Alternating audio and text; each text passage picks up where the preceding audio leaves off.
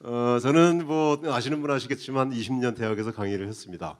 강연을 할 때는 보통 이제 앉아서 하진 않죠. 일어서서 합니다. 그리고 마이크도 안 들고 보통 한 100명 정도 우리 이제 수업 학생들이 있었는데 그냥 육성으로 다 강의를 합니다. 제가 이렇게 움직이면서 아니면 손짓을 하면서 강연을 하는 것은 이를테면 저희 몸속에 있는 언어를 자연스럽게 표현해내는 그런 일종의 통로 같은 거였어요.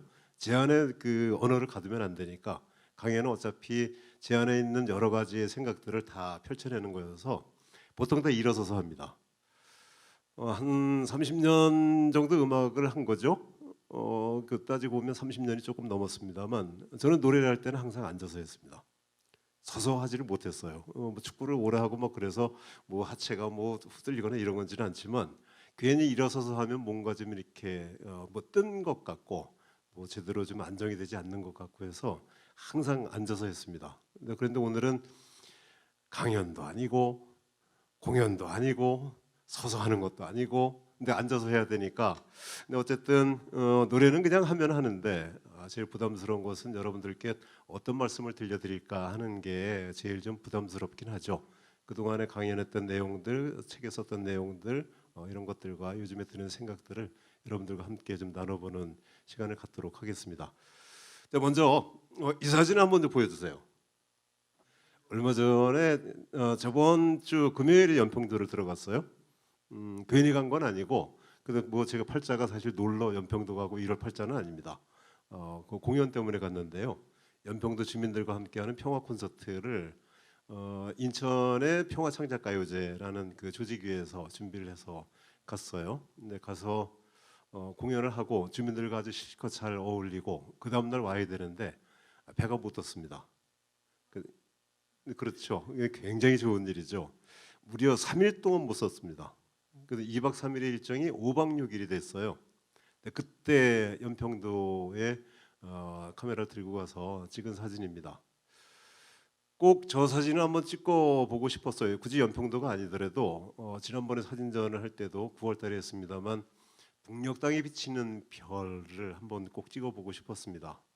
왜 그랬는지 잘 모르겠습니다만 어쨌든 어디가 됐든 간에 비무장지대에 철조망이 있든 아니면 뭐 김포 한강 조강이라고 부르죠. 그 조강 너머에 별이 됐든 강화도가 됐든 어느 섬이 됐든 그 경계를 넘어서 있는 별을 한번 찍어보고 싶었는데 지금까지 못했다가 그 드디어 이제 원을 풀게 된 거죠.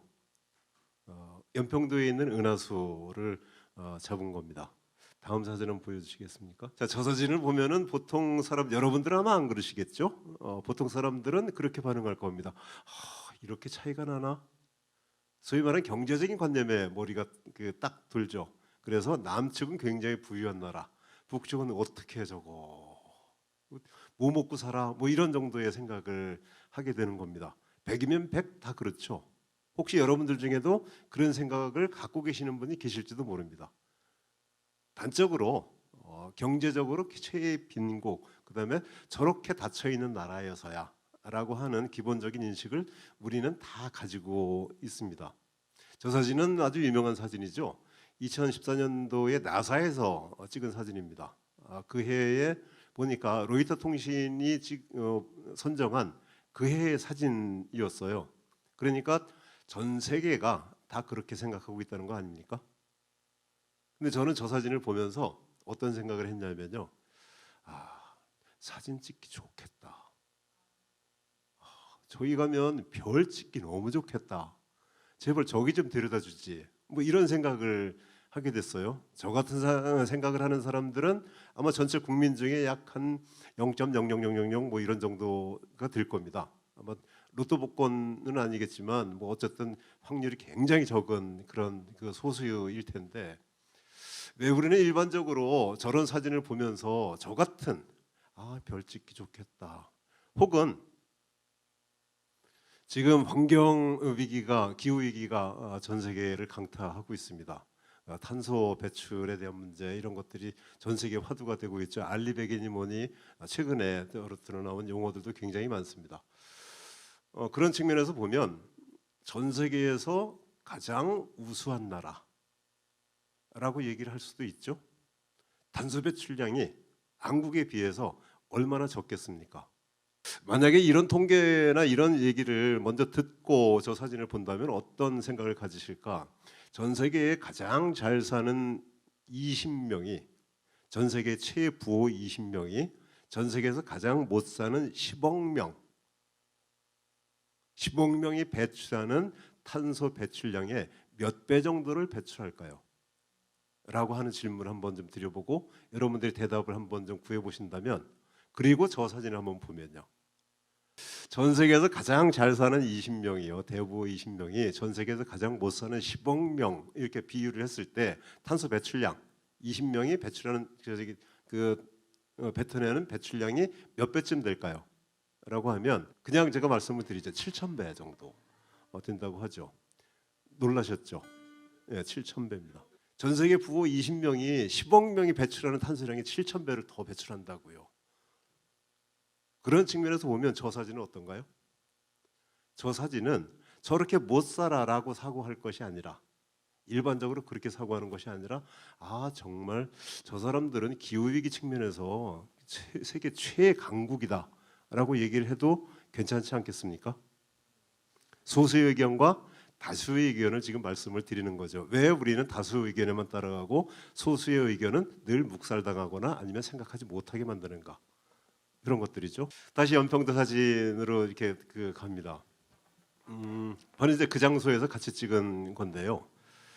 저는 이제 몇 가지 시도를 한 적이 있었습니다. 우리가 북녘땅 사진을 찍기 위해서 이를테면 문수산이라고 하는 데는 보통 카메라 장비 한 15kg 정도 되는데 저는 이제 기갑병이어서 보병은 아니었어요. 완전 군장을 하진 않았습니다. 근데 완전 군장을 하면 15kg 돼요. 일반 군인들이 그런 그 장비들을 미고 약 1시간 반 정도로 올라갑니다.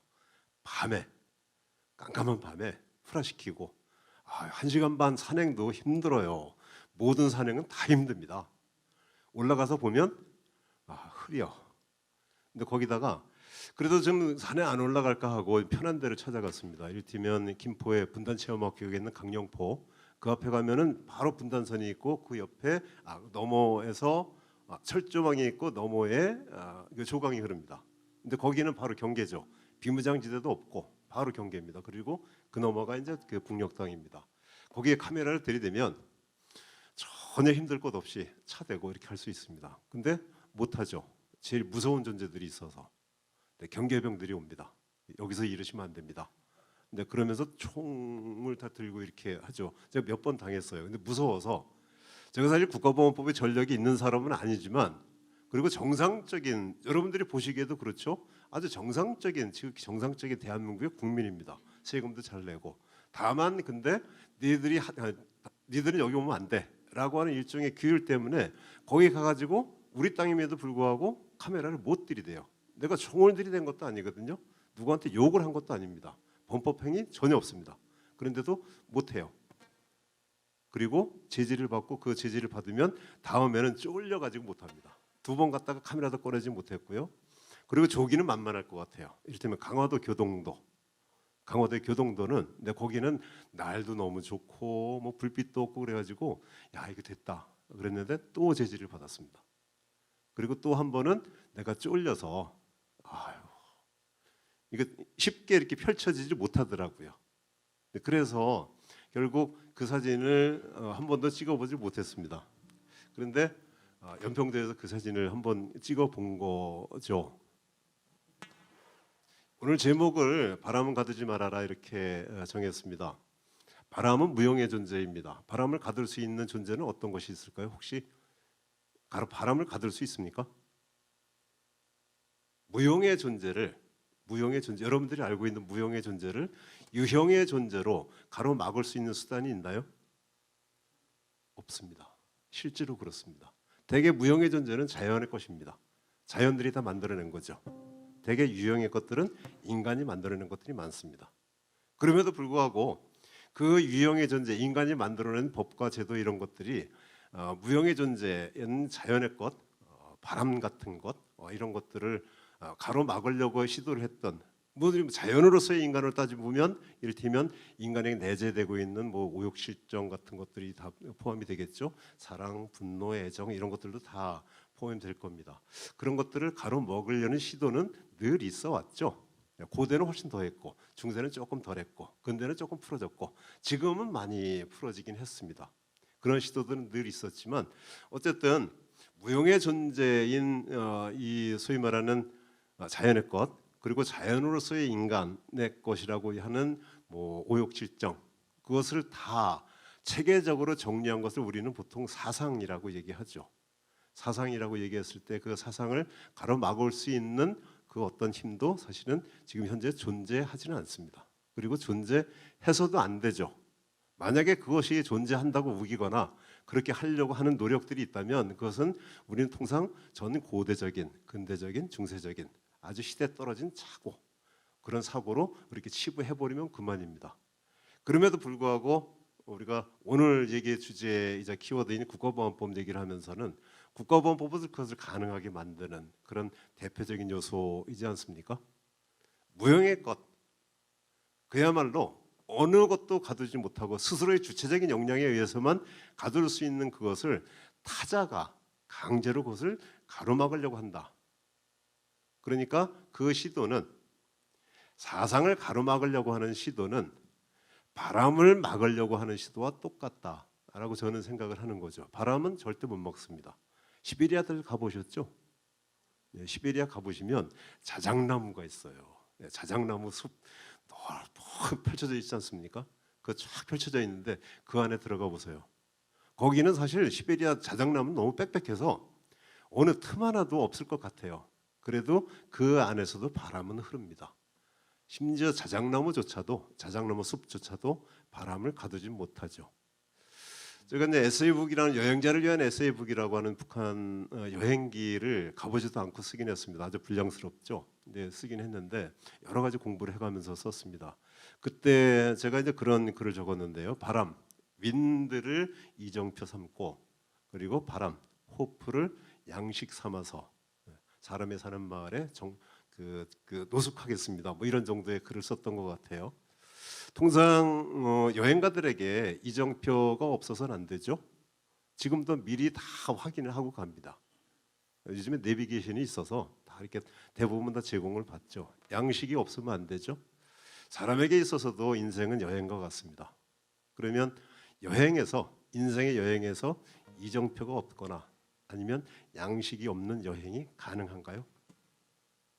그러니까 바람, 윈드나 혹은 호프 같은 이런 무용의 것들이 존재하지 않는 인생이 가능할까라고 하는 부분들을 좀 생각을 하면서 바람은 가두지 말아라.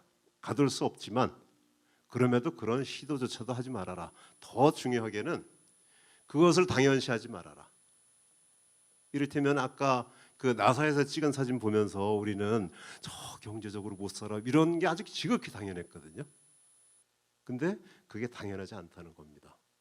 어떠한 법률이나 어떠한 제도나 어떤 것으로도 사람의 생각, 사상, 바람은 절대 가둘 수 없다라고 하는. 근데 바람을 가둔다고 하는 것이 절대 당연해서는 안 된다.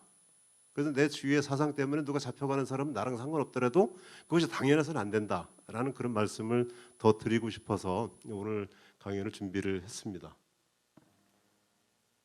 자, 이제 어떻게 진행을 할 거냐면요. 여러분들이 제가 에세이 몇 편을 지금 이렇게 적어왔거든요. 저 혼자 떠들기는 그렇고 어차피 일어서서 하면 제가 떠들 수는 있는데 어디 뒤통수에 눈이 없잖아요. 근데 그래가지고 여러분들이 읽어주셔야 돼요. 이렇게 에세이가 나오면 첫 번째 에세이인데 여러분들은 혹시 어느 분이 읽어주실지. 투덜거리지 않고 불만 없고 아무 걱정 없는 하루를 보낸 적이 있는가를 물었었다. 그런 날은 없었다. 내일은 무엇을 해야 하나를 생각하지 않고 잠든 밤도 없었다. 언제나 크고 작은 계획이 있었다. 그것을 이 땅에 살아남기 위한 최소한의 불가결한 요소로 포장하기도 했다. 그러나 대개는 오지 않은 미래에 대한 불안을 상쇄시키기 위한 또는 욕망의 충족을 위한 얕은 방편에 불과하다는 것도 알았다. 그럼에도 나의 불온한 계획은 언제든 세워졌고 대부분은 실현되지 않았다. 여러분은 지금까지의 삶이 다 마음대로 먹은 대로 이루어지셨나요? 요즘 누구를 만나면 뜬금없이 드리는 질문이다. 그렇다고 대단한 바람을 품는 것도 아니다.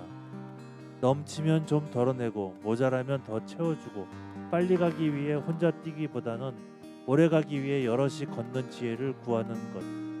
가장 잘 사는 한 사람을 위해 다수가 희생하지 않고 가장 못 사는 한 사람을 위해 다수가 손 내미는 것. 내일을 걱정하며 잠 뒤척이지 않고 내일을 향한 기대로 달콤한 꿈에 젖어드는 것. 바람이 너무 거창하다면 다 접고 그저 1+1은 2라는 가장 단순한 상식이라도 인정이 된다면 좋으련만 그조차도 어려워진 세상이었다. 평생 일본 놈에게 안 잡히고 여생을 마칠 수 있어서 행복했다는 노병 홍범도는 그리운 고국 땅에 돌아와 일본 놈들에게 영혼을 붙들리고 지구의 우물에 독을 풀고 다니는 자들에게 빌부터 영혼을 파는 무리들에게 나라를 빼앗기고 민주의 민자, 통일의 통자를 꺼내기조차 어색한 시절에 가을을 맞았었다. 그럼에도 애초 품은 마음을 접을 수는 없는 일이다. 허나 갈 길은 가야겠고 마음먹은 일은 잘 안되고 그렇다고 답은 정해져 있다고 여겼다. 조용히 묵상하고 기도하는 마음으로 읊어본다. 천천히 순하고 뜨끈하게.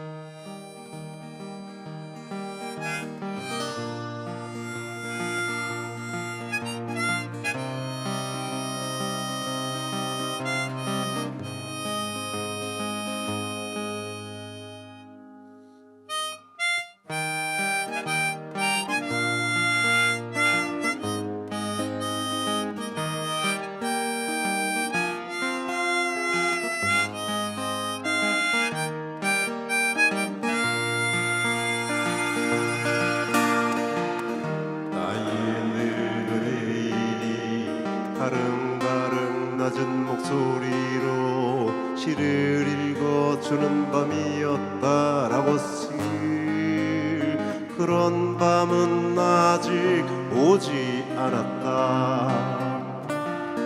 나는 늙기 시작했고 나의 늙은 내일은 어느 페이지 행간에 틀어박혔는지 그런 밤엔 잠도 오지 않았다.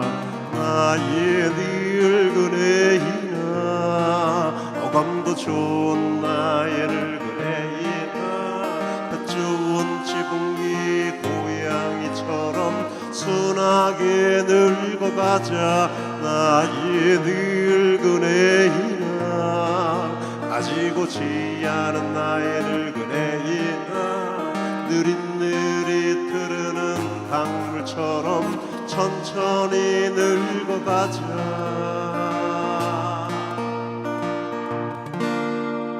제가 이런 거 부탁드리면은 괜찮을까요? 혹시 이 멜로디를 그냥 같이 한번 해보실 수 있을까요?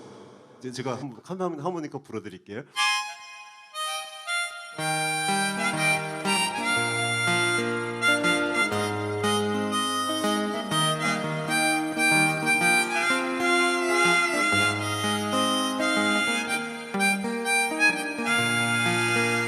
어렵죠?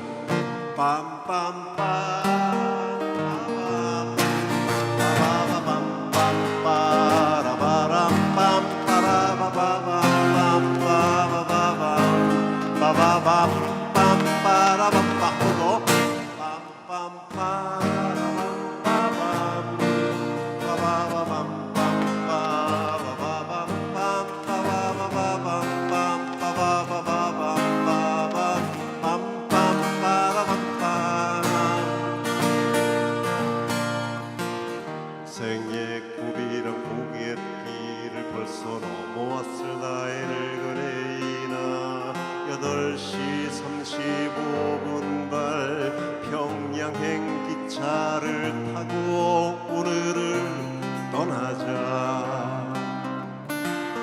첩첩산중이면 어떠랴 당신은 나의 능선이 되고 나는 그대의 능선이 되어 30삶의 고갯길을 넘어 가도 좋겠다.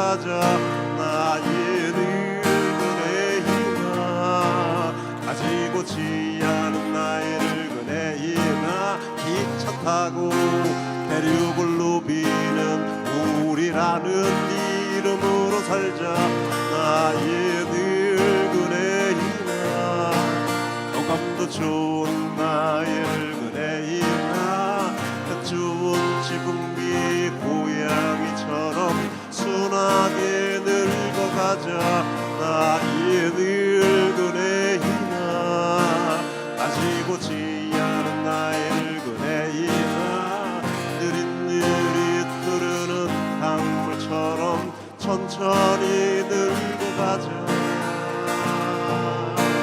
에이나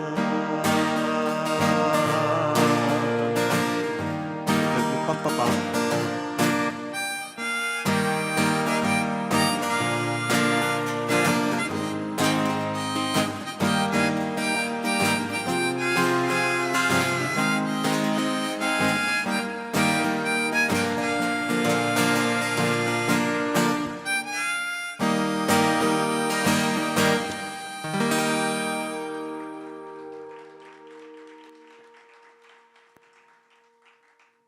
이게 저 국가보안법 이것만 없으면 그냥 노래하고 끝나는 건데 근데 또 그러면 안 되잖아요. 이게 강연도 해야 되니까 이게 노래하고 그냥 끝내는 게 좋긴 좋죠. 사실 예. 근데 그러면 제가 또 명색이 날로 먹는 것 같기도 하고 네, 그래서 다시 이제 강의 모드로 돌아가겠습니다. 기회가 없는 자에는 악마의 선물이다 이런 말을 노엄 촘스키가 했죠. 굉장히 유명한 말입니다. 저 말이 왜 그렇게 다가왔을까 이렇게 생각을 해보면요, 우리는 늘 자유롭다고 생각합니다. 그렇죠? 다들 여러분들은 자유가 있습니다. 나도 꿈꿀 자유가 있죠. 코인 대박 터져가지고 BMW 살 자유도 있습니다. 그거보다 조금 더 사업을 키워가지고 타워팰리스 살 자유도 있습니다. 나는 공부를 조금 좀 열심히 해서 변호사 될 자유도 있고 아니면 뭐도 다 있습니다. 그런데 기회는요. 기회는 대부분 독점돼 있죠. 대부분 다 독점이 돼 있습니다. 요즘 같으면 빈부 차이가 점점 극심해질수록 훨씬 더 그게 심해집니다. 아버지를 누가 어떤 아버지를 뒀느냐 뭐 이런 것들이 있고, 이를테면 자기가 뭐 재산 뭐 이런 것들이 있죠. 하여간에 기회는 대부분 닫혀 있습니다. 그럼에도 불구하고 우리는 굉장히 자유롭다고 생각을 하죠. 사상의 자유도 마찬가지지 않습니까? 왜 내 생각을 누가 막아? 라고 생각하죠. 그러나 막히는 사람들이 분명히 있습니다. 우리가 자유롭다고 생각을 하면서 기회를 생각하지 못할 때, 그러면서도 투덜대거나 뭐 이런 정도로 끝날 때, 이를테면 사상의 자유, 나의 생각의 자유, 혹은 사상이라고 할 때 뭐 반드시 뭐 어떤 그 불온하다 뭐 이런 정도의 생각만 하고 있어서 그렇겠지만, 일반적으로 사랑도 만약에 누군가에게 가로막힌다고 하면 화를 낼 거 아닙니까? 그렇죠? 내가 화를 내고 화딱지 나서 죽겠는데 누가 옆에서 야 너 그러지 마, 너 잡아가, 만약에 그런다고 하면 이것조차도 말이 안 되는 거죠. 그럼에도 불구하고 내가 어쨌든 그런데도 우리는 내가 어떤 생각을 가지고 있을 때 그것을 잣대로 판단을 받게 됩니다. 그런 사회이면 분명하잖아요. 그럼에도 불구하고 우리는 자유롭다라고 생각을 하고 있는 겁니다. 이것은 대단히 큰 맹점이라고 저는 생각해요. 그래서 결국은 국가란 무엇인가라는 그 개념으로 다시 돌아갈 수밖에 없는데요. 국가에 대한 여러 가지 논의들이 있습니다만, 물론 플라톤도 그렇고 예전에 아리스토텔레스부터 쭉 국가에 대한 얘기를 해왔죠. 루소도 그렇고 로크도 그렇고 다 이렇게 얘기해왔습니다. 그런데 저는 제가 이런 시대에 살아서 그런지 가장 잘 어울리는 국가론은 바로 인양반의 국가론 같았어요. 저 얘기가 왜 이렇게 저희 뇌리 속에 쏙 박혔는지 모르겠습니다. 국가는 폭력이다라고 하는 톨스토이의 글입니다. 1890년대 이후서부터 그냥 정치평론을 쭉 좀 했는데 7편 정도를 모아요. 그래서 국가는 폭력이다라는 책을 씁니다. 저는 그 책에서 여러 가지 핵심적인 구절이 있지만 저 구절을 저는 핵심 구절로 삼았어요. 첫 번째, 국가가 하는 짓 테러라고 적혀 있죠. 네, 뒤에 눈이 없어서 그죠? 네. 국가가 하는 일 테러 맞습니까? 맞죠. 정확히 맞습니다. 우리는 테러의 모습들을 지금까지 수많이 봐왔잖아요. 50년대 이승만, 60년대 박정희, 70년대 박정희, 80년대 전두환 다 테러죠. 뭐. 그런데 그게 나는 아니니까 테러가 아니라고 생각할 수도 있죠. 그럼에도 불구하고 분명히 테러했습니다. 자기의 반대편에 서는 사람들을 자기 반대편에 서는 사람들, 자기 반대편의 생각을 가지고 있는 사람들을 철저하게 막았죠. 제가 가끔 쓰는 말 중에 그런 말이 있습니다. 미지의 세계라는 말이 있어요. 미지의 세계. 미지의 세계는 대부분 가보지 못한 세계지 않습니까? 대표적으로 내세가 그렇습니다. 사람이 죽고 나서 어떤 세계가 있는가? 이건 미지의 세계죠. 그런 경우는 둘 중에 하나입니다. 천국과 지옥. 대부분 다 내세는 천국과 지옥으로 표현이 됩니다. 그죠? 이를테면 북한 같은 경우는 미지의 세계입니다. 가보신 분들도 있지만 그 세계를 전혀 잘 몰라요. 왜냐하면 다 닫혀 있기 때문에. 미지의 세계니까 이를테면 우리의 내세처럼 천국과 지옥으로 얘기할 수 있죠. 그런데 그 미지의 세계를 이를테면 북한을 천국으로 묘사했던 사람들은 지금 살아남아 있습니까? 없습니다. 적어도 조봉암 때서부터 지금까지 천국으로 묘사한 게 아니에요. 묘사한 것도 아니고 그저 나 사는 나라다라고 이 정도로 인정을 해달라고 하는 정도도 못했잖아요. 싹 들어갔습니다. 전부 다 깜빵 살았죠. 아니면 다 탄압받았죠. 아니면 심지어 죽임을 당했습니다. 아무것도 아닌 일로 인혁당 재건의 사건서부터 민족일보 사건 대표적으로 다 그렇지 않습니까? 그 이후에도 지금도 역시 마찬가지로 전국으로 묘사하는 게 아니라 그냥 있는 대로 봐주시오. 지옥은 아닙니다. 정도로 얘기하는 사람들도 다 지금도 조사를 받고 있죠. 그 핵심에 바로 국가보안법이 있는 거가 아니겠습니까? 그 대신에 뭐가 남았어요? 지옥으로 묘사하는 일만 남았습니다. 지옥으로 묘사해야 뭔가 좀 얘기가 되는. 일반적으로 그렇죠. 아까 그 사진 나사의 사진을 보면서 대표적으로 우리는 그것을 인식할 수 있습니다. 여러분들이 예능 프로나 어디 딱 보면요, 아니면 뉴스나 이런 걸 보면 야 북한도 이렇게는 안 하겠다. 아주 험한 뉴스가 나왔을 때 여기가 북한이냐? 뭐 이런 정도 얘기들 많이 하죠. 아오지 탄광도 그러면 아오지 탄광가 이런 얘기들 많이 합니다. 이런 얘기들은 자연스럽게 하는데 그런 거 아니야라고 얘기하면 잡아가는 것. 이것이 정상적인 일은 당연히 아니겠죠. 자, 그래서 첫 번째 테러, 그다음에 두 번째는 강탈이라고 써져 있죠. 세계적인 대문호 레프 톨스토이가 그렇게 얘기를 하시는 거예요. 전쟁과 평화 모르는 분 없잖아요. 다 알잖아요. 전쟁과 평화의 그 아저씨 할아버지가 얘기하는 거라고요.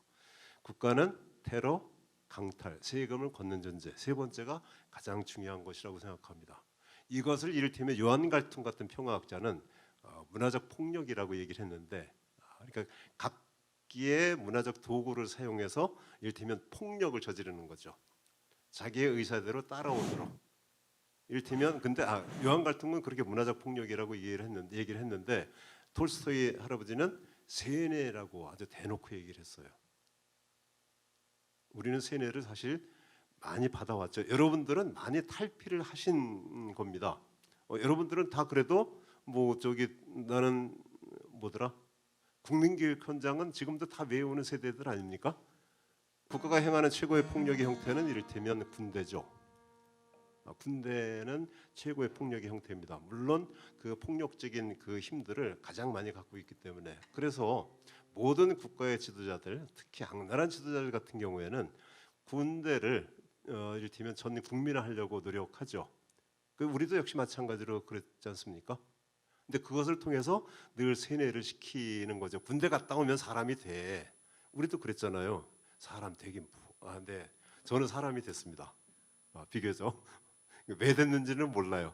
저는 이제 대학 1학년 때는 잘 모르고 있다가 군대 갔다 와서 이제 운동을 하기 시작해서 그 정도면 사람이 된 거죠. 뭐 어쨌든 그랬는데요.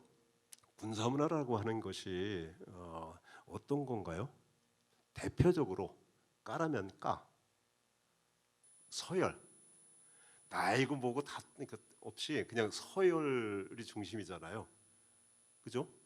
까라면 까 이겁니다. 시키면 해. 이거야말로 최정점에 있는 그 사회의 최정점 상위에 있는 사람들은 얼마나 백성들을 부리기 편하겠어요. 그러니까 모든 것들을 군사문화로 다 세뇌를 시키려고 노력하는 거죠. 이게 조금 소름 돋는 거. 네 번째를 제가 저렇게 적어놨습니다. 톨스토이의 표현은 정확치는 않은데 세뇌된 사람들을 중심으로 한 통치라고 이렇게 적어놨습니다. 요즘에 이렇게 보면 저 말이 아주 쉽게 들어오는 것 같아요. 이를테면 이스라엘기도 들고 미국기도 드십니다. 오른쪽에는 당연히 태극기를 들고 계신 분들, 그런 분들이 유튜브도 하고 심지어는 요즘에는 청와대까지 들어가신다고. 저는 잘 모릅니다. 뭐 저게 확증을 갖고 얘기하는 건 아니에요. 소문만 듣고 얘기하는 겁니다. 그냥 청와대도 들어가신다. 8분이나 계신다든가 어쨌든. 네, 그러면서 국정에 개입을 하죠. 그분들이 어떤 사람들? 세뇌됐다고 뭐 하기는 그렇지만 어쨌든 그 일을 가지고 그 지도부에 충성하는 사람들. 아니면 우리 할아버지들은요. 시청에서 그러니까 태극기 들고 막 저거 하면서 화장실에 이렇게 막 버리고 가시는 그 할아버지들은, 그 할아버지들의 힘이 사실은 제가 보기에는 10만씩 보이는 촛불의 힘보다 저는 훨씬 더 강한 것 같아요. 우리는 일상적으로 외치지만 그 할아버지들은 한번 휙 던지면 되거든요. 이를테면 하얀 맹물에 그냥 검은 물 하나 톡 떨어뜨리는 겁니다. 그런 정도의 위력이 있다. 저는 그렇게 생각을 하고, 톨스토이의 네 번째 해안, 세뇌된 사람들을 중심으로 한, 세뇌된 자들을 중심으로 한 통치, 이것은 여전히 유효하다. 이렇게 생각을 하죠. 그때 이제 그 노래를 만들어서 어떻게 재수가 나빴죠. 그래서 상을 받았어요. 상을 받고 그 노래가 뭐 이렇게 사람들한테 많이 좀 학생들한테 이렇게 퍼지고 막 그래가지고, 그래서 아마 대학 내에서는 뭐 음악을 잘하는 사람이 이렇게 됐는 모양이에요. 그 대학에 이제 그 단대 노래패, 그다음에 과 노래패 이렇게 쭉 하다가 갑자기 뭐 전대협 노래단이라나 뭐 이렇게 만들자고 와가지고 어떻게 그 하긴 해야죠. 그것도 대학 4학년 때인데. 그래서 노래 하나 만들어가지고 그때서부터 이제 음악을 하기 시작했으니까요. 길다면 길지만 뭐 그렇게 짧다면 짧은 시간이기도 합니다. 그 사이에 저는 주로 여러분들 대충 짐작하시겠지만 비판적인 노래들을 많이 했어요. 그 비판적인 노래의 주요 골자는 살리자는 거였습니다. 그것을 이를테면 힘과 권력에 의해서 죽어가는 사람들, 그런 존재들을 살리자라고 하는 쪽에 서 있었습니다. 그럼에도 이런 것들이 굉장히 많죠. 그리고 잊고 있었던 것도 굉장히 많았습니다. 그런데 그래도 가끔 가다가 이렇게 뭐 일기 같은 생각을 하게 되면 그러면 이런 것들은 좀 잊지 말고 살아야 되는 거 아니야? 뭐 이런 정도를 그 혼잣말로 중얼중얼거렸던 것이 있는데, 그 중얼거린 그 말을 노래로 한번 만들어봤습니다. 그런데 그 정작 이것은 저희 얘기가 아니라 아마도 한 사회에서 평화라고 하면 아무것도 일어나지 않는 상태, 이런 것들을 자연 그대로의 상태를 아주 극단적인 평화 정도로 이해를 하면 저는 될 것 같은데, 그것을 거부하는 그런 사람들이 있을 때, 이를테면 공동체에 대한 억압이나 어떤 그 부당한 부정의라고 하는 부분들이 있을 때 그것을 향해서 지탄하고 싸워왔던 수많은 사람들이 있습니다. 여기 계신 분들이 대부분 다 그런 여정들을 다 겪고 계신 분들 같은데, 그분들의 심정으로 한번 노래를 해봐도 괜찮을 것 같습니다.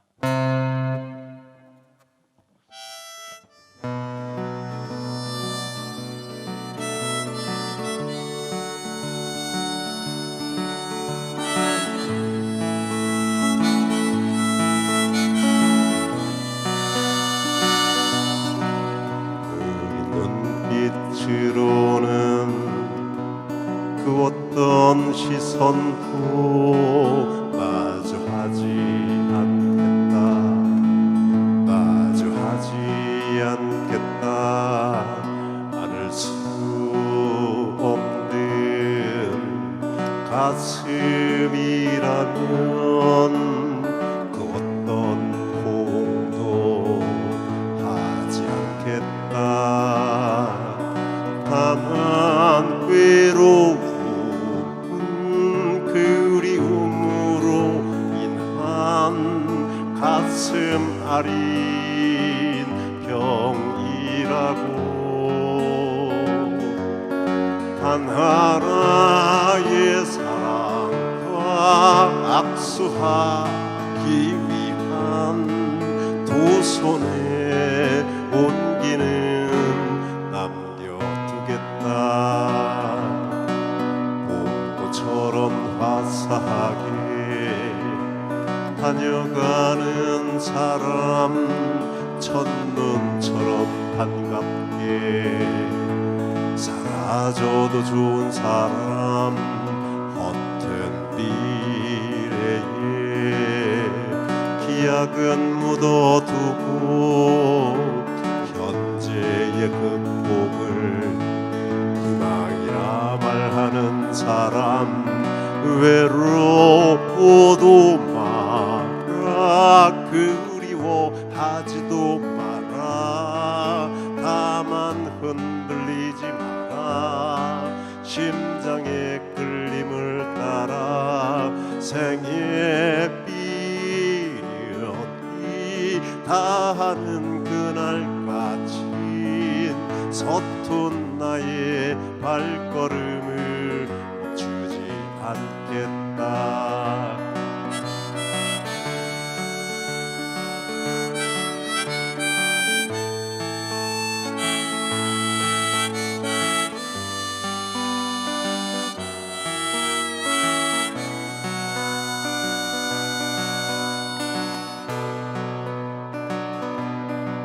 추억이 깃든 거리에선 정인을 만나고 추억의 음악을 들으며 정담을 나누고 이른 낮술 한 잔에 불쾌해지면 노을이 물든 강변에선 춤도 한 번 추고, 그렇지 않다면, 그리하지 않는다면 내가 왜 이 땅에 태어났겠는가. 그렇지 않다면, 그리하지 않는다면 내가 왜 이 땅에 태어났겠는가. 하나의 사랑과 악수하기 위한 두 손의 온기는 남겨두겠다.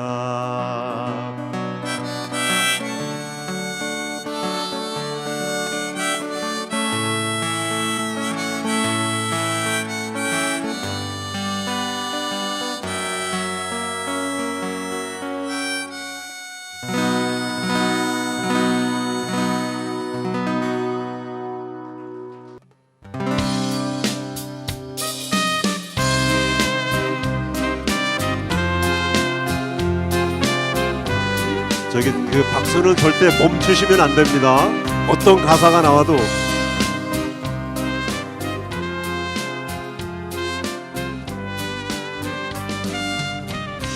자는 여기에서 떠났다. 황제의 밀서를 가슴에 숨긴 이준과 이상서를 태우고 기차는 그 새벽을 떠났다. 기차는 여기에서 떠났다. 얀치의 들판에 무명질 버린 대한국인 안중근을 태우고 기차는 그 새벽을 떠났다. 무엇을 있을까 깜짝하마롭스크 엽시 같은 고려인들 모두 태우고 비구름처럼 눈보라처럼 사나운 계절을 간간히 달려갔다. 기차는 여기에서 떠났다. 총을 빼앗긴 보병 홍범도 백마탄 김경천을 태우고 기차 귀찮은 그 새벽을 떠났다.